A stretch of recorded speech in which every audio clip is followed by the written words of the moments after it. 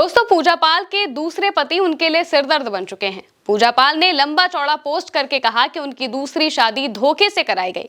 पूजा पाल लगातार अपने पति के लिए संघर्ष करने की बातें कर रही हैं, अपने पहले पति के लिए संघर्ष करने की बातें कर रही हैं।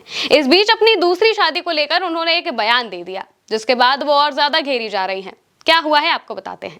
दरअसल पूजा पाल को सपा ने कई मौके दिए, लेकिन उनका बीजेपी प्रेम कम नहीं हुआ और जैसे ही विधानसभा में उन्होंने सीएम की तारीफ की तो सपा के सब्र का बांध टूट गया।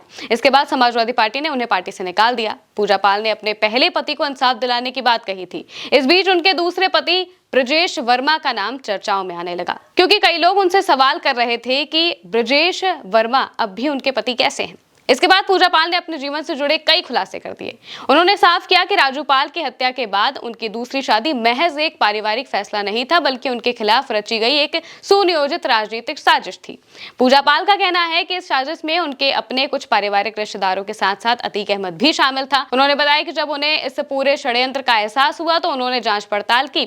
हर बात सच निकली। इसके बाद उन्होंने कोर्ट में जाकर अपने विवाह से अलगाव की अर्जी दायर कर दी, यानी कि तलाक की अर्जी दायर कर दी।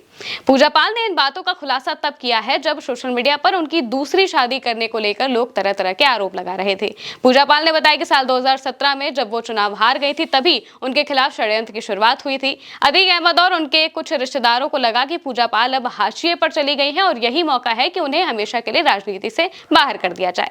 एक्स पर उन्होंने लिखा कि मेरे ही परिवार के कुछ लोग विधायक का चुनाव लड़ना चाहते थे। अतीक अहमद भी यही चाहता था कि मैं पीछे हट जाऊं। योजना ये बनी कि मुझे दूसरी शादी में उलझा दिया जाए ताकि मैं राजू पाल का मुकदमा ना लड़ सकूं और मेरा करियर हमेशा के लिए खत्म हो जाए। लेकिन अब उनके इस बयान के बाद और सवाल खड़े हो गए हैं, क्योंकि लोग एक हलफनामा लेकर आ गए हैं जिसमें उनके पति का नाम ब्रजेश वर्मा लिखा हुआ है।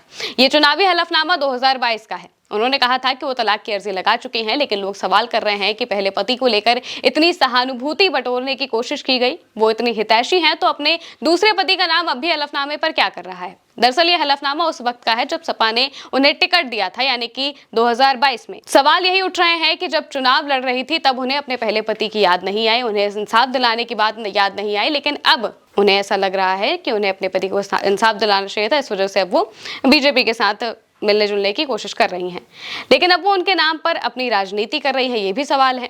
यानी कि उनका दूसरा पति उनके लिए सिरदर्द बन चुका है। एक यूजर ने लिखा कि आपको जानकर हैरानी होगी कि पूजा पाल के वर्तमान पति का नाम ब्रजेश वर्मा है, जो कि इन्होंने अपने चुनावी हलफनामे में भी दर्शाया है। ये राजनीतिक स्वार्थों में इतना गिर गई हैं कि इन्होंने अपने पूर्व के मृत पति राजू पाल का नाम प्रयोग कर हर जगह लाभ लेने की कोशिश की। अब इनका इमोशनल ड्रामा चलने वाला नहीं है, जनता हकीकत जान चुकी है। 16 अगस्त को पूजा पाल ने मुख्यमंत्री योगी आदित्यनाथ से उनके लखनऊ स्थित सरकारी आवास पर मुलाकात की। अगले दिन 17 अगस्त को उन्होंने सोशल मीडिया पर अपनी जिंदगी से जुड़ा ये खुलासा किया। इससे पहले 14 अगस्त को समाजवादी पार्टी ने उन्हें पार्टी विरोधी गतिविधियों और अनुशासनहीनता के आरोप में निष्कासित कर दिया था।